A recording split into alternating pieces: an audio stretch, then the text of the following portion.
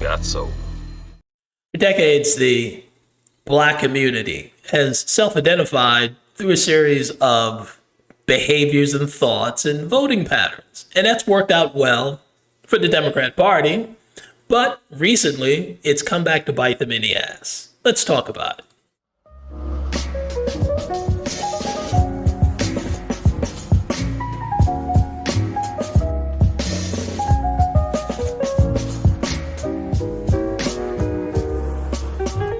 Hello, everyone. This is Keith. Welcome to the Ghetto Sapien channel, your home of inner city intelligence. So, like I said, for years, the Black community has basically identified itself just by a series of behaviors. Nothing to do with genetics, DNA, nothing. No one's worried about DNA anymore. We can't tell man from woman, so why not the Black community identify itself by behavior? You know, it's been working out well, hasn't it? So somehow the Democrat Party has taken advantage of this. I don't know when it happened, but at one point they took their party platform and its values and Black identity and just melded the two together, and you can't pull them apart. So now if you're against open borders and you're Black, you could be considered a sellout. If you're in favor of traditional marriage, that's something BLM ain't down with, you could be considered a sellout. So it's been working to the Democrats' advantage for a long time. I mean, just look at this. This is from the African American Museum in Washington, D.C. It was so embarrassing they had to take it down now. It's basically all the things, these are supposed to be bad values that white people had that we can assume the opposite Black people have, which I guess is supposed to be good. And this is another way of narrowly constricting what Black people are allowed to do, what's considered Black. So rugged individualism, that's considered white. Self-reliance, white. Emphasis on the scientific method, having objective, rational, linear thinking, white. Hard work, key to success, white. Nuclear family, mother, father, 2.3 children, white. You know, you get it. So all those things Black people shouldn't be engaging in. Or you're not Black anymore, then you become white, you know. And like I said, Democrats are all over this, and I can't blame them. And this is old. This has been going on for a long time. The Democrats have taken advantage of this, and it didn't start with Hillary Clinton and her hot sauce in a purse moment. It didn't start with Joe Biden and you ain't Black if you don't vote for me moment.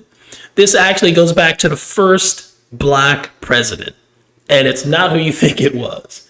First Black president, he was back in the 90s, not in the 2000s. And even John Kerry, right now he's serving as Biden's climate czar. Even he wanted in on the action when he ran for president back in 2004. This was an article written by Clarence Page. Washington, it is not easy to be Black. Just ask Democrat presidential hopeful John Kerry. He recently expressed an unusual ambition. He wants to be the nation's second Black president. This is John Kerry.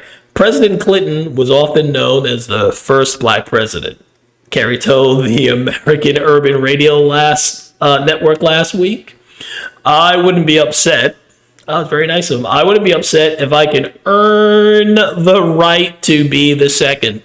So John Kerry, as disconnected from the Black community as you possibly can get, even he knew that you earned your Blackness.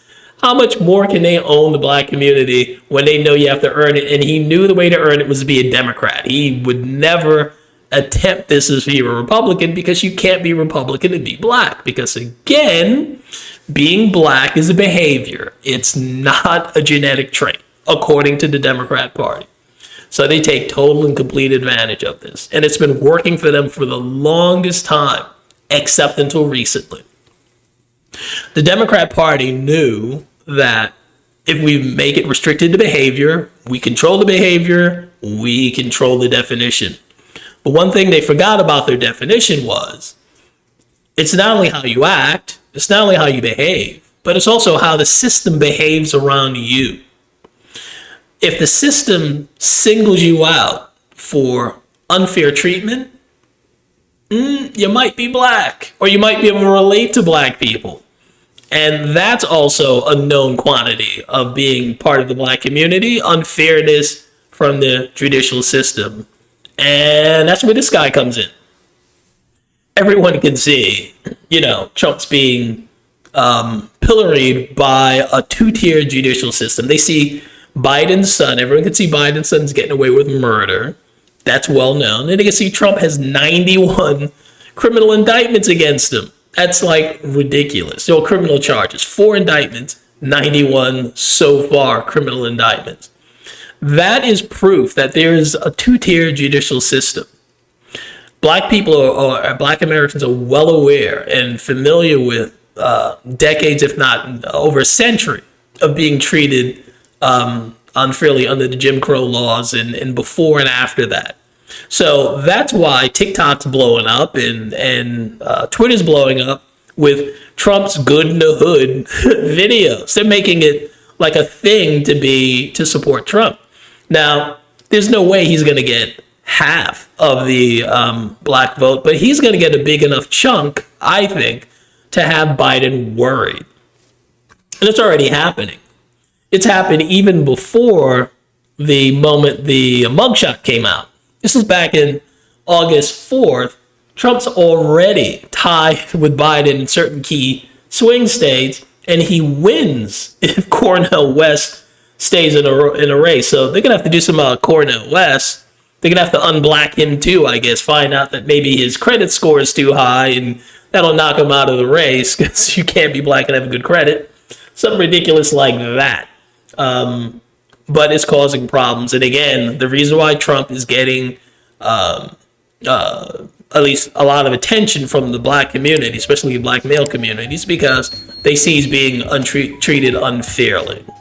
So that's just my take on this. What's yours? Like, share, comment, and subscribe.